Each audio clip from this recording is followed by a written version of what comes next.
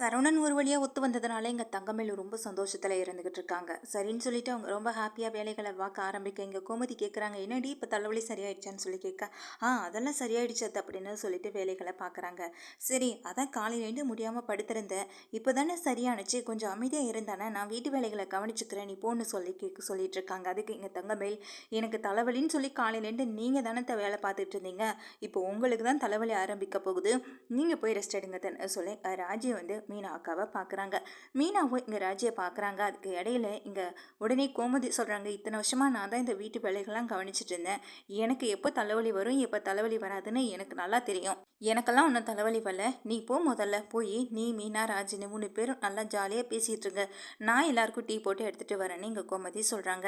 இங்கே அதுக்கு பிறகு ராஜியும் மீனாவோ தங்கமேல கூட்டிகிட்டு போக, என்னங்க இப்போ உடம்பு குணமாயிடுச்சான்னு சொல்லி கேட்க, அதெல்லாம் சரியாயிடுச்சுன்னு சொல்கிறாங்க. மாமா வந்த உடனே சரியாயிடுச்சோன்னு சொல்லி கேட்குறாங்க. அதுக்கு மீனாவும் உடனே தங்கமயிலும் எதுவுமே பேசாமல் சிரிச்சுட்டு அமைதியாக இருக்க, இங்கே சரவணன் வேற ரொம்ப யோசனையில் இருந்துட்டு இருக்காங்க. நம்ம எப்படி இந்த விஷயத்தை பற்றி அப்பாட்ட பேசுறது, அப்பாட்ட பேசி சம்மதம் வேற வாங்கணும், இவ வேற எங்கேயாவது கூட்டிகிட்டு போக சொல்லிட்டே இருக்கா, என்ன பண்ணுறதுன்னு தெரியாமல் இங்கே பல யோசனைகள் இருந்துட்டு இருக்க. அப்போ தான் இங்கே செந்தில், பழனிவேல், கதர்னு எல்லாரும் சேர்ந்து இங்கே ஐடியாவும் கொடுக்குறாங்க. நீ தான் அப்பாவுக்கு செல்ல பிள்ளை வேற, அப்படி இருக்கப்போ நீ சொல்கிறத அவர் எப்படி கேட்காம போவார், நீ சொன்னால் கண்டிப்பாக கேட்பாரு, நீ ஹனிமூன் போகிறேன்னு சொல்கிறதுக்கு முன்னாடியே அவர் ஏற்பாடு பண்ணியே கொடுத்துருவாரு, வேணா பாருன்னு சொல்கிறாங்க. இதை கேட்ட இங்கே சரவணன் சந்தோஷப்பட்டாலும் இன்னொரு பக்கம் அப்பா இந்த விஷயத்தில் என்ன முடிவு எடுப்பாருன்னு தெரியல. அவர்கிட்ட இதை பற்றி எப்படி பேசுறது, எப்படி ஆரம்பிக்கிறதுன்னு ஒன்றுமே புரியலை, என்ன பண்ணுறதுன்னு தெரியலையேன்னு இங்கே பல குழப்பங்களில் இருந்துக்கிட்டு இருக்காங்க சரவணனும். இங்கே வேலையெல்லாம் முடிச்சு தங்கமேல் என்ன பண்ணுறாங்கன்னா குளிக்கிறதுக்காக போகிறாங்க. அந்த நேரம் பார்த்து இங்கே பாக்கியம் கால் பண்ணிகிட்டே இருக்காங்க. என்ன இவ ஃபோன் அட்டன் பண்ணவே மாட்றா, எத்தனை தடவை கால் பண்ணியாச்சு, காலையிலேருந்து ஃபோன் பண்ணால் எடுக்க கூட மாட்றா, என்னாச்சுன்னு தெரியலையே, எதுவும் பிரச்சனையாக இருக்குமோன்னு நினச்சி பயமாக இருக்குனுங்க சுடர்கிட்ட சொல்கிறாங்க. அக்காவை பொய் சொல்லி கல்யாணம் பண்ணி கொடுத்தல அப்படின்னு சொல்ல எனக்கு அதனடி பயமாக இருக்குது, இப்போ அதை நினச்சி மட்டும்தானே எனக்கு பயப்பட தோணுதுன்னு இங்கே வந்து பாக்கியமும் சொல்கிறாங்க. வேணா ஒரு 8 நேரில் போய் பார்த்துட்டு வந்துருவோமான்னு சொல்லி இங்கே பாக்கியத்தோட ஹஸ்பண்ட் சொல்கிறாங்க. அதுக்கு பாக்கியம், அது இந்த நேரத்தில் இப்போ போனால் சரியாக இருக்காது, இருட்டி வேற போயிடுச்சு, இருங்க அவள் பார்த்துட்டு ஃபோன் பண்ணுவான்னு சொல்லிட்டு இருக்காங்க. ரொம்ப நேரம் ஆகுது, இவங்க ஃபோன் பண்ணவும் இல்லை, இங்கே ஃபோன் பண்ணால் எடுக்கவும் இல்லை, ரொம்ப பதட்டப்பட்டு திரும்பவும் ஃபோன் பண்ணுறாங்க. ஆமாம், மயிலோட ஃபோனை அடிச்சுட்டே இருக்கு. இந்த நேரம் பார்த்து இந்த சரவணன் எங்கே போனா, எல்லாரும் மாடியில் போயிருப்பாங்களோ அப்படின்னு நினச்சிட்டு இருக்காங்க. சரி நம்மளே போய் எடுப்போம், இங்கே தங்கமயில் வேற இன்னும் காணும், குளிக்கிறேன்னு சொல்லிட்டு போனால் ஆளையை காணும்னு சொல்லிட்டு இங்கே உள்ளே போகிறாங்க. உள்ளே போனால் அங்கே அவங்க அம்மா அடிக்கிறாங்க. ஓ, அவங்க அம்மா அடிக்கிறாங்க, சரி நம்மளே எடுத்து பேசுவோன்னு சொல்லிட்டு கால் அட்டன் பண்ணுறாங்க. அவங்க அம்மா தான் இத்தனை கால் பண்ணியிருக்காங்க போல அப்படின்னு நினச்சிட்டு தங்கமயில் வந்ததும் இந்த ஃபோன் அவள்கிட்ட கொடுப்போம் அப்படின்னு எடுத்துகிட்டு வராங்க. அதுக்குள்ளே இங்கே ஃபோன் கட் ஆகிடுது. இங்கே தங்கமயிலும் குளிச்சுட்டு வந்த கையோட தன்னுடைய ஃபோனை தேடுறாங்க. அப்போ தான் எங்கள் கோமதியை அந்த ஃபோனை எடுத்துகிட்டு வந்து இங்கே தங்கமயில்கிட்ட கொடுக்குறாங்க. உங்கள் அம்மா தான் ஃபோன் பண்ணியிருந்தாங்க, நீயே பேசுன்னு சொல்லி கொடுக்குறாங்க. சரிங்க நான் பேசிக்கிறேன்னு சொல்லி கோமதி அனுப்பிடுறாங்க. இங்கே தங்கமயில் கிட்ட அவங்க அம்மா பாக்கியா வந்து கோவப்படுறாங்க. என்னடி எதுக்குடி இத்தனை ஃபோன் பண்ணியிருக்கேன், ஒரு ஃபோன் கூட அட்டன் பண்ணலைன்னு சொல்லி கேட்குறாங்க. என்னம்மா எதுக்கு இத்தனை ஃபோன் பண்ணியிருக்கேன், நான் வேலையாக இருந்தேன், காலையிலேருந்து நான் கவனிக்கலை, அது மட்டும்மா இப்போ தான் போய் குளிச்சுட்டு வரேன்னு சொல்ல, ஏன் என்னாச்சு அப்படின்னு சொல்லி கேட்குறாங்க. ஒன்றும் இல்லைம்மா, ஆனால் ஒரு வழியாக எப்படியோ இங்கே அவர்கிட்ட பேசி சம்மதம் வாங்கியாச்சு, இனிமேல் மாமா கிட்ட அவர் பேசுகிறேன்னு சொல்லியிருக்காரு, இனிமேல் நாங்கள் ஹனிமூன் போக போகிறோம்மா அப்படின்னு ரொம்ப சந்தோஷமாக சொல்கிறாங்க. சரிடி, நான் வேற உங்கள் 2 பேருக்காகவும் கோவிலில் வேண்டிக்கிட்டேன், அர்ச்சனைக்கு வேற சொல்லியிருக்கேன், காலையில் 2 பேரும் போய் இங்கே கோவிலுக்கு போயிட்டு வந்துருங்கன்னு சொல்ல, சரிம்மா நாங்கள் பார்த்துக்குறோம் அப்படின்னு சொல்லிட்டு இங்கே ஃபோனையும் வச்சிடறாங்க. காலையில் விடிஞ்சுக்கையோடு எப்படியாவது மாமாவை கூட்டிகிட்டு போகணும்னு நினச்சிட்டு இருக்காங்க. கோவிலுக்கு போயிட்டு வந்துட்டு அதுக்கப்புறமா மாமா கிட்ட இந்த விஷயத்தை பற்றி பேசலான்னு நினச்சிட்டு தான் இங்கே தங்கமயில் வந்துட்டு இங்கே உள்ளே வர சரவணன் கிட்ட விஷயத்த சொல்கிறாங்க. என்ன தங்கமயில்னு கேட்குறாங்க. அப்போ மயில் சொல்கிறாங்க, இல்லை நம்ம ஹனிமூன் போகலான்னு முடிவு பண்ணியாச்சு, நாளைக்கு மாமா கிட்ட இந்த விஷயத்தை பற்றி நீங்கள் பேசுகிறதுக்கு முன்னாடி கோவிலுக்கு போய் அர்ச்சனை பண்ணிட்டு வருவோம், அப்போ தான் மனசு திறக்காத்திரமா வச்சுட்டு மாமா கிட்ட பேசலாம், மாமாவும் சரின்னு சொல்லிடுவார்னு எனக்கு ஒரு நம்பிக்கை இருக்குங்க சொல்ல, சரி மயிலே காலையில் போயிட்டு வந்துடலான்னு சொல்கிறாங்க. அதே போல் காலையில் விடிஞ்ச கையோட சீக்கிரமாக வீட்டு வேலைகள் எல்லாம் முடிச்சுட்டு மயில் கிளம்புறாங்க. இங்கே அதுக்கு பிறகு தான் கோமதியை கிளம்பி போகிறாங்க. என்னடி காலையிலேயும் பயணமாக இருக்குன்னு சொல்ல, இல்லைம்மா இவ தான் கோவிலுக்கு போகணும்னு சொன்னால் அதான் கிளம்பிட்டு இருக்கோன்னு சொல்ல, சரிப்பா போயிட்டு வாங்கன்னு சொல்கிறாங்க. எங்கள் கோமதியும் அவங்க 2 பேரையும் அனுப்பிட்டு இங்கே கோமதி யோசிக்கிறாங்க. காலையிலே இவ்வளோ சீக்கிரமாக கோவிலுக்கா அப்படின்னு நினச்சிட்டு நின்றுட்டுருக்காங்க. என்ன காலையிலே கனவுல இருந்துட்டு இருக்கீங்கன்னு அங்கே இந்த மீனா வர, இல்லடி நம்ம எல்லாம் கிளம்பியே இப்போ தான் வரோம், ஆனால் இதுக்குள்ளே இங்கே மயில வீட்டு வேலையெல்லாம் முடிச்சு வச்சுட்டு கோவிலுக்கு கிளம்பி போயிட்டாடி அப்படின்னு சொல்கிறாங்க. கோவிலுக்கா எதுக்குத்த அப்படின்னு சொல்லி கேட்குறாங்க. இன்றைக்கி ஏதோ விசேஷமானு சொல்லி ராஜியும் கேட்குறாங்க.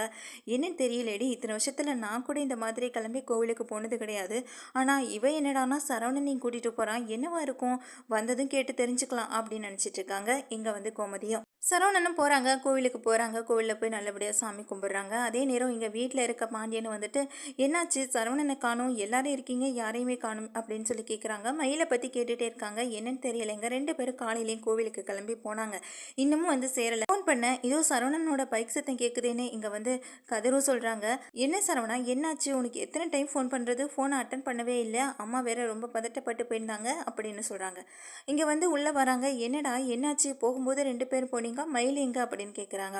இங்கே சரவணன் எதுவுமே பேசாமல் அமைதியாக இருந்துகிட்டு இருக்காங்க. பாண்டியன் கேட்குறாங்க, என்னடா ஆச்சு, மயிலை அவங்க அம்மா வீட்டில விட்டுட்டு வந்திருக்கியான்னு கேட்குறாங்க. அதுக்கு எதுவும் பேசாமல் அமைதியாக இருக்க, காலையிலையும் கோவிலுக்கு தானே போயிட்டு வரேன்னு சொல்லிட்டு கிளம்புனா, வீட்டுக்கு போகிறேன்லாம் எதுவும் சொல்லலையே, இல்லை ஒருவேளை கோவிலுக்கு போனதும் அவங்க வீட்டு ஞாபகம் வந்துடுச்சோ என்னமோன்னு எங்கள் ராஜே சொல்கிறாங்க. மீனாவும் இருக்கலாம், அம்மா அப்பா நினப்பு வராமல் எந்த பொண்ணாவது இருக்க முடியுமா, அவங்க அப்படியே தானே போகிறாங்க, அந்த வழியாக அவங்க அம்மா அப்பாவையும் பார்த்துட்டு வரலாம்னு நினச்சிட்டு போயிருப்பாங்கன்னு போல் சொல்லிட்டு இருக்காங்க. எனக்கு ரொம்ப நேரம் ஆயிடுச்சுமா, பசிக்குது, சாப்பாடு போட்டு கிளம்பணும் அப்படின்னு சொல்கிறாங்க இங்கே தன்னுடைய அம்மா கிட்ட. உன்னை ராஜி மீனா சரி வாங்க நான் சாப்பாடு எடுத்து வைக்கிறேன்னு சொல்லி உள்ளே கூட்டிகிட்டு போகிறாங்க.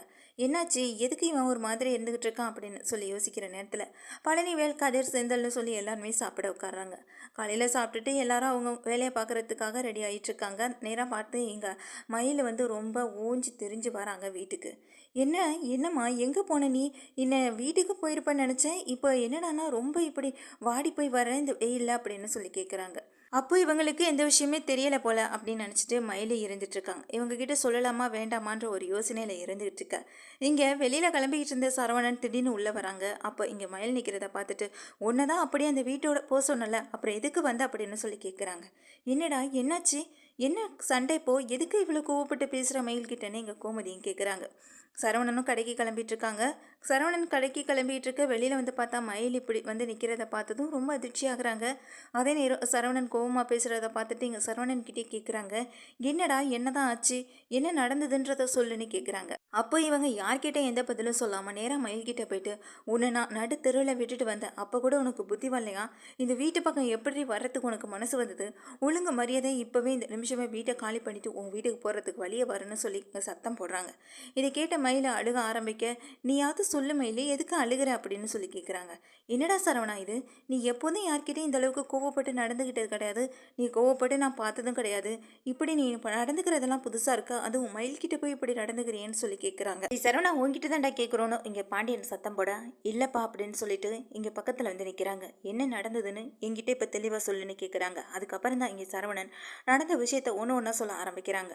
காலையில் கிளம்ப போகிறதுக்கு முன்னாடி நேற்று நைட்டு ஃபோன் வெளியில் இருந்து ரொம்ப நேரமாக அடிச்சுட்டே இருந்தது. யார் என்னன்னு நானும் போய் அட்டன் பண்ணி பார்த்தா இங்கே அவங்க அம்மா தான் பேசுனாங்க. காலைல அட்டன் பண்ண உடனே யார் பேசுகிறாங்க என்ன பேசுகிறாங்கன்றது கூட தெரியாமல் மயில் தான் பேசுகிறாங்கன்ற ஒரு எண்ணத்தில் அவங்க பாட்டுக்கு விறுவிறுன்னு பேச ஆரம்பிச்சிட்டாங்க. எதுக்கடி ஃபோனை காலிலேருந்து அடிக்கவும் இல்லை, அங்கே காலிலேருந்து எதுவும் பிரச்சனையா, உனக்கு எதுவும் பிரச்சனை இல்லையே, ஒருவேளை நான் சொன்ன பொய்யால் தான் உன் குடும்பத்தில் இல்லை உனக்கு எதுவும் பிரச்சனை வந்துருச்சோன்னு நினச்சி இங்கே பக்குன்னு இருக்குடி, என்ன நடந்துச்சுன்னு சொல்லடின்னு இங்கே கேட்டாங்க. ஆனால் என்ன ஏதுன்னு எனக்கு விவரமாக தெரியலை. அதே நேரம் எங்கள் அம்மாவை பற்றி வேற பேசினாங்க. உன்னால் உன் மாமியாவால் உனக்கு எந்த பிரச்சனையும் இல்லையே, அவங்க அந்த வீட்டில் இல்லைனா தாண்டி உனக்கு நிம்மதியாக இருக்கும்னு வேற சொன்னாங்க. இதெல்லாம் யார் பேசுகிறாங்கன்னு கூட தெரியாமல் இந்த மாதிரி விஷயங்களை எப்படிப்பா சொல்ல மனசு வந்தது, பொண்ணை கல்யாணம் பண்ணி கொடுத்ததுக்கு பிறகு அந்த குடும்பத்தில் இந்த மாதிரியான பிரச்சனைகளை கொண்டு வரதே அவங்க அம்மா தானே அப்படின்னு சொல்லி கேட்குறாங்க. என்னடா சரவணான்னு ரொம்ப அதிர்ச்சியில் உறைஞ்சி போய் நிற்கிறாங்க பாண்டியனும் கோமதியும். இங்கே வந்து அதே நேரம் தங்கமேலுக்கு புரியலை. நைட்டு கொஞ்சம் நேரத்துக்கு அப்புறம் தானே ஃபோனை கொண்டு வந்து அத்தை கொடுத்தாங்கன்னு யோசிக்கிறாங்க. அதுக்குள்ளே எங்கள் கோமதி சொல்கிறாங்க, ரொம்ப நேரமாக ஃபோன் உள்ளே இருந்து அடிச்சுட்டே இருந்தது, அப்போ தான் இந்த ஃபோன் நான் வெளியே எடுத்துகிட்டு வந்து வச்சேன் ஹாலில். இங்கே தங்கமேல் வந்தோடனே எடுத்து கொடுப்போன்னு நினச்சேன், நான் தான் ஃபோன் அட்டன் பண்ணலான்னு எடுத்தேன், ஆனால் ஃபோன் அட்டன் பண்ண முடியல, எனக்கும் வேலை இருந்ததுனால அதை டைனிங் ஹால்லே வச்சுட்டு நான் உள்ளே போய் கிச்சனில் வேலை பார்த்துட்டு இருந்தேன். அப்போ தான் சரவணா நீ எடுத்து பேசியிருக்கணும்னு நினைக்கிறேன்னு சொல்ல, ஆமாம்மா அப்போ தான் நான் எடுத்து பேசியிருப்பேன்னு நினைக்கிறேன்னு சொல்கிறாங்க இங்கே வந்துட்டு சரவணனும். அப்போ தான் இந்த எல்லா விஷயமுமே இங்கே தங்கமேலுக்கும் புரிய வருது. அதே நேரம் இங்கே அம்மா இப்படிப்பட்ட விஷயத்தை இப்படிப்பட்ட குழப்பத்தை ஏற்படுத்திட்டாங்களே நினச்சி வருந்தி நின்றுட்டுருக்காங்க. என்ன மெயில் என்ன உண்மையை மறைச்சிங்க அப்படின்னு சொல்லி வந்துட்டு அப்போ தான் சரவணனும் கேட்குறாங்க. சரிடா, இதான் பிரச்சனையா உங்களுக்குள்ளன்னு சொல்லி கேட்க, இந்த பிரச்சனையை வீட்டிலே வச்சு பேசியிருக்கலாமே, எதுக்கு கோவிலுக்கு கூட்டிகிட்டு போய் அங்கேயே விட்டுட்டு வந்தேன்னு சொல்லி கேட்குறாங்க. இல்லை மாமா அப்படி என்ன தயங்கி போய் நின்றுட்டு இருக்க, இவளால் எனக்கு ஒவ்வொரு நாளும் நிம்மதியே இல்லைப்பா. வீட்டுக்கு வந்தால் கொஞ்சம் கூட நிம்மதியாக சிரித்து சந்தோஷமாக பேசணுன்ற ஒரு எண்ணம் கூட இல்லை. ஏதாவது தினமும் ஒரு ஒரு பிரச்சனை. ஒரு நாள் அப்பா திட்டுறாங்கங்கிறா, ஒரு நாள் அம்மா திட்டுறாங்கன்னு சொல்கிறா, இன்னொரு நாள் கதிர், ராஜி, மீனான்னு இப்படி எல்லாரையும் பற்றி என்கிட்ட குறை சொல்லிகிட்டே இருக்கா.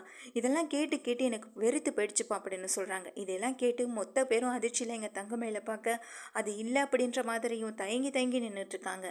அப்போ தான் சரவணன் சொல்கிறாங்க, சரி என் மேலே அன்பு இருந்தால் நீங்கள் ஹனிமூன் கூட்டிகிட்டு போங்கன்னு சொன்னேன். அதுக்கெல்லாம் நான் ஒத்து வந்ததுனால தான் சரி நான் அப்பாகிட்ட இந்த விஷயத்தை பற்றி பேசுகிறேன்னு கூட சொல்லி வச்சுருந்தேன். ஆனால் அதுக்குள்ளே இடையில என்ன நினச்சாலோ தெரியல, கோவிலுக்கு வந்ததும் அங்கே எல்லாரையும் பற்றி என்கிட்ட வேதம் ஓதுற மாதிரி ஒவ்வொருத்தவங்கள பற்றியும் அவங்க நடந்துக்கிற விதத்தை பற்றியும் தப்பு தப்பாக என்கிட்ட சொல்ல ஆரம்பித்தா.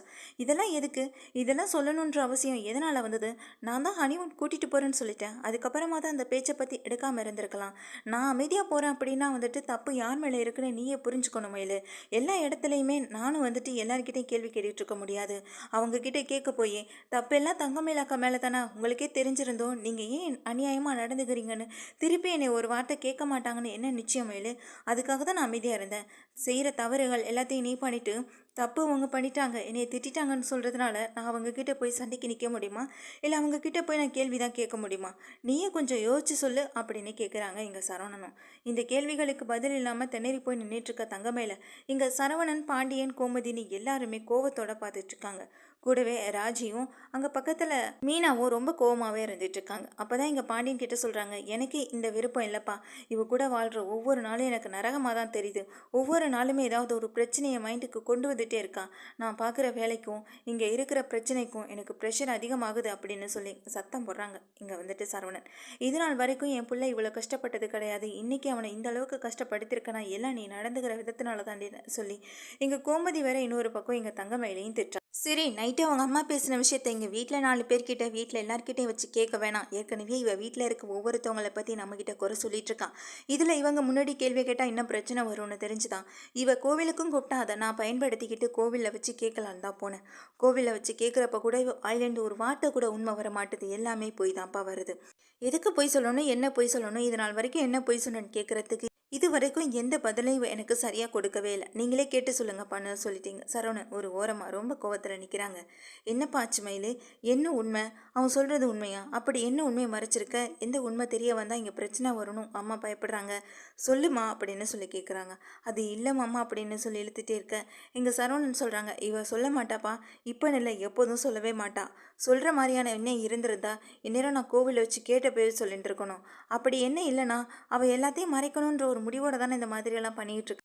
இங்கே பக்கத்தில் போகிற சரவணனும் இதுக்கப்புறம் எதுவுமே பேச மாட்டேன், நீயே இந்த வீட்டை விட்டு கிளம்பி போயிடு மயிலு அப்படின்னு சொல்கிறாங்க. என்னம்மாம்மா இப்படி சொல்லிட்டீங்க?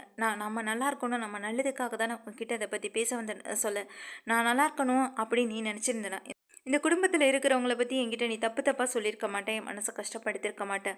ஒவ்வொரு நாளும் உன் கூட வாழ்கிறதுக்கே எனக்கு பயமாக இருக்குது. ஒவ்வொரு நாளும் நீ என்னென்ன புதுசான பிரச்சனைகளை கொண்டு வருவி நினச்சி அந்த டென்ஷன்லேயே நான் இருந்துக்கிட்டு இருக்கணும். எனக்கு எதுவுமே வேண்டாம் மயில், நீ இப்போவே கிளம்பி போன்னு சொல்ல இங்கே கோமதி சொல்கிறாங்க, டேய் போதும் நிறுத்துடா அப்படின்னு சொல்லிட்டு இங்கே மயில் பக்கத்தில் போகிறாங்க. என்ன இருந்தாலும் நீ பண்ணது தப்புமா, தப்பு பண்ணிட்டேன்னா அதுக்கு மன்னிப்பு கேட்கணும். மன்னிப்பு கேட்குறத விட்டுட்டு நீ பண்ணுறதெல்லாம் சரி, நான் பண்ணினதெல்லாம் எதுவுமே தப்பு கிடையாதுன்ற மாதிரி திரும்ப திரும்ப சரவணன் கிட்ட பேச போகிறதுனால தான் இந்த பிரச்சனைக்கு முடிவே இல்லாமல் போயிட்டுருக்குன்னு சொல்கிறாங்க. இங்கே வந்துட்டு கோமதியும் பாண்டியனுக்கு என்ன பேசுகிறதுன்னு தெரியல. இங்கே அதுவும் தங்கமயில்கிட்ட எப்படி பேசுகிறதுன்னு கூட தெரியல. வந்ததுலேருந்து தூக்கி வச்சு கொண்டாடிட்டு இருந்தது இங்கே பாண்டியன் தான். அதனால் என்ன வார்த்தையை விடுறது, எந்த மாதிரி பேசுகிறதுன்னு தெரியாமல் நின்றுட்டுருக்காங்க. முதல்ல உண்மை ஏதோ ஒன்று மறைச்சிருக்கதா சொன்னாங்கல்ல, அந்த உண்மை என்னென்னு கண்டுபிடிக்கணும்னு நினச்சிட்டு இருக்காங்க பாண்டியனும். அதே போல் தான் கோமதியும் கேட்டுறாங்க இங்கே வாய் விட்டு. ஆனால் இங்கே வந்துட்டு தங்கமேல் அதை பற்றின எந்த உண்மையும் தெரியக்கூடாதுன்னு நினச்சிட்டு இருக்கோமே அப்படின்னு சொல்லிட்டு, அதெல்லாம் ஒன்றும் இல்லை எதை பற்றி பேசுகிறாங்கன்றது எனக்கு புரியலைன்னு சொல்லிடுறாங்க. இப்போ வந்துட்டு அந்த உண்மையும் அந்த இடத்துல மறைக்கப்படுது. ஆனாலும் இன்னொரு விஷயம் என்னென்னா, சரவணனுடைய உண்மையான குணத்தை பார்த்து ரொம்பவே அதிர்ந்து போயிடுறாங்க எங்கள் தங்கமயிலும். அது மட்டும் இல்லாமல் சரவணன் சொல்கிறாங்க, இவன் இந்த குடும்பத்தில் உள்ளவங்க எல்லாரையும் சந்தோஷமாக பார்த்துக்கணும், இந்த குடும்பம் ஒத்துமையாக வாழணும்னு நினச்சி இந்த வீட்டுக்குள்ளே வந்தான்னு நினைக்கிறீங்களாமா? அப்படியெல்லாம் எதுவுமே கிடையாது. இந்த குடும்பத்தை பிரிக்கிறதா இவ வேலையாகவே இருக்குது. அதை மட்டும் இவ சரியாக செஞ்சுட்டே வந்துட்டுருக்காமா. இப்படிப்பட்ட எண்ணத்தோடு இருக்கிறவ கூட எப்படிமா வாழ முடியும்னு சொல்லி எங்கள் சரவணன் ரொம்பவே கலங்கி போய் நின்றுட்டுருக்காங்க. இதெல்லாம் பார்த்தா எங்கள் கோமதியாலையும் தாங்கிக்க முடியலை, பாண்டியனாலையும் தாங்கிக்க முடியலை. பழனிவேலு எங்கள் தங்கமேல்கிட்ட கேட்குறாங்க, ஏம்மா ஏம்மா இப்படிப்பட்ட ஒரு விஷயத்த பண்ண? உனக்கு இந்த குடும்பத்தில் இருக்கிறவங்க யாரையும் இப்படி பிடிக்கலையா என்ன? இல்லை வேணும்னே இது மாதிரி ஏதோ விஷயத்த பண்ணுறியா என்ன? சரவணனை தனியாக கூட்டிகிட்டு போகணுன்ற ஒரு எண்ணம்ல ஏதோ இருக்கான்னு சொல்லி கேட்குறாங்க இங்கே வந்து பழனிவேலும். இதெல்லாம் கேட்ட உடனே எங்கள் தங்கமேலுக்கு என்ன பதில் சொல்கிறதுன்னு கூட தெரியல. ரொம்ப அழுதுட்டு நின்றுட்டே இருக்காங்க. அழுகாத இப்படி அழுகாத இப்படி அழுது அழுது அடிச்சிட்டு இருக்காத சொல்லி சரவணன் இன்னமும் அதிகமாக கோவப்படுறாங்க. அந்த நேரம் பார்த்து வீட்டு வாசல்ல தபால்கார் வந்து நிற்க என்னன்னு தெரியாமல் எங்கள் பாண்டியன் போயிட்டு வாங்கிட்டு வராங்க. என்னடா இது என்னென்னு பறித்து படிடான்னு சொல்லி செந்தில்கிட்ட கொடுக்க, செந்தில் இதை பார்த்து ரொம்ப ஆச்சரியப்படுறாங்க. இது என்னன்னு தெரியலையாப்பா அப்படின்னு சொல்லி கேட்குறாங்க. தெரியலன்னு தானடா உன்னிட்ட கொடுத்தேன், என்னன்னு சொல்லுடான்னு சொல்லி கேட்க, இது டுட்டோரியல் காலேஜ்லேருந்து வந்திருக்க ஒரு லெட்டர் பண்ண சொல்கிறாங்க. டுட்டோரியலா அப்படின்னு சொல்லி கேட்க, ஆமாப்பா, இந்த ஃபெயிலாக போனவங்க, ஸ்கூல் ஃபெயிலாக போய் படிக்காதவங்க, இந்த மாதிரியான உள்ளவங்கள்லாம் டுட்டோரியலில் போய் படிப்பாங்கள்ல, அதுதான்ப்பான்னு சொல்ல, அப்படி யார் நம்ம இதில் படிச்சிருக்கா, அப்படி யாரும் நம்ம இதில் யார் அப்படி யாரும் நம்ம இதில் சேர்ந்துருக்கான்னு சொல்லி கேட்குறாங்க. இது நமக்காக வந்தது இல்லைப்பா, இது தங்கமேல் அன்னைக்காக வந்த விஷயம்னு சொல்ல, இதை கேட்ட தங்கமேல் அதிர்ச்சியில் உறைஞ்சு போய் நின்றுட்டு இருக்காங்க. இப்படிப்பட்ட விஷயத்தை யார் பண்ணதுன்னு தெரியலே நினச்சி அப்படியே நின்றுட்டு இருக்க. அப்போதான் எங்கள் சரவணன் பார்க்குறாங்க. அப்போ இதுவும் பொய்யா, பித்தலாட்டமா? அப்போ நீ படிக்கலையா, எம்ஏ இங்கிலீஷ் லிட்ரேச்சர்னு அப்படி இப்படின்னு போய் சொன்னாங்க, அப்போ அது எல்லாமே பொய்யாமா இல்லைன்னு சொல்லி கேட்குறாங்க. அப்பையும் அதுக்கும் அழுதுகிட்டே நிற்க, உண்மையை சொல்லு, எல்லாத்துக்கும் அழுதுகிட்டே இருந்தா நீ அழுதா அந்த உண்மையை அதோட மறைச்சிடலான்னு நினைக்கிறியா, உண்மையை சொல்லுன்னு கேட்குறாங்க. நான் படிக்கலை படிக்கலை படிக்கலை அப்படின்னு சொல்லி சத்தம் போட, இதை கேட்ட பாண்டியனுக்கு பேரதிர்ச்சியாக இருக்குது. அதே நேரம் மீனா ராஜின்னு சொல்லி எல்லாரும் அதிர்ச்சியோட இங்கே வந்து தங்கமேலை பார்க்குறாங்க. அப்போது இந்த லெட்டர் உங்களுக்கு வந்தது தானா சொல்லி இங்கே கதிர் கேட்க, ஆமாம் எனக்கு வந்தது தான், ஆனால் யார் அனுப்புனா, இதை வேணும்னு யாரோ அனுப்பியிருக்காங்க அப்படின்ற மாதிரி சொல்கிறாங்க.